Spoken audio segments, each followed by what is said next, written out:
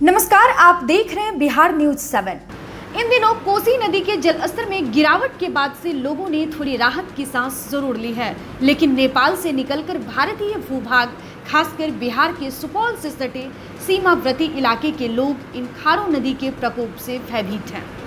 बता दें कि निर्मली अनुमंडल के कुनौली डगमारा और कमलपुर पंचायत में नेपाल से आने वाली खारो नदी एक बार फिर इलाके के लोगों के लिए मुसीबत बन गई है।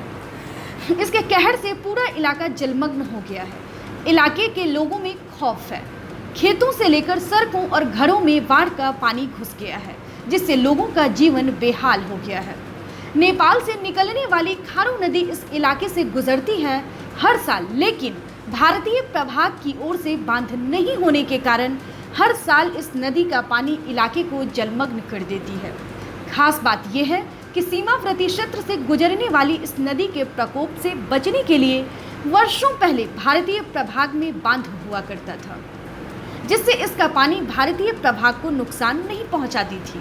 लेकिन रखरखाव के कारण क्षतिग्रस्त होने के बाद बांध का मरम्मत नहीं हो सका और अभी से लगभग 6-7 साल पहले यह बांध टूट गया था, जिसके बाद से भारतीय प्रशासनिक अधिकारी के द्वारा उक्त बांध बनवाने की कोशिश की गई, लेकिन नेपाल पुलिस और नेपाली लोगों के विरोध के कारण इस बांध की मरम्मत नहीं हो सकी। आलम यह है कि अब नेपाली खारो नदी का सारा पानी भारतीय प्रभाग में घुसकर हर साल तबाही मचा रहा है। बावजूद इस दिशा में सरकार और प्रशासन चुप्पी साधे हुए है।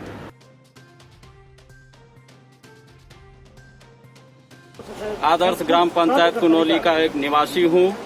यहाँ पर जो अभी बाढ़ आ गई है, ये बहुत ही विभीषिका बाढ़ है और हमारे 3 पंचायत कुनौली, कमलपुर और डगमारा के पंचायत को जलमग्न कर चुका है। घर घर पानी पहुंच चुकी है।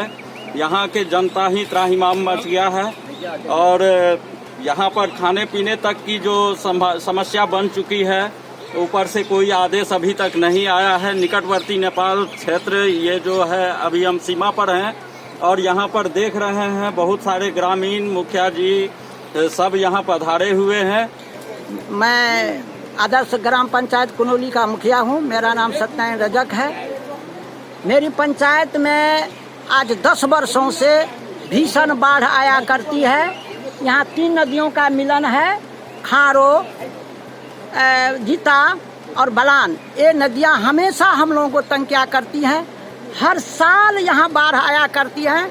हजार एकड़ जमीन जो है बंजर बन गई है। लोगों के घर में पानी भर जाता है, लोग तबाह हो जाते हैं। लोगों को खाने के लिए, पीने के लिए, रहने के लिए भी बहुत कठिनाइयाँ हो जाती हैं। पिछले 10 तारीख को हमारे एसडीओ साहब, डीएम साहब और जिला पदाधिकारी, अनुमंडल पदाधिकारी भी लोग आए हुए थे, सीओ साहब भी आए हुए थे। उन्होंने देखा, उन्होंने फोटो खींचा और उन्होंने हम लोग का आश्वासन दिया जो जहां तक हो सकेगा हम लोग भरपूर मदद करेंगे।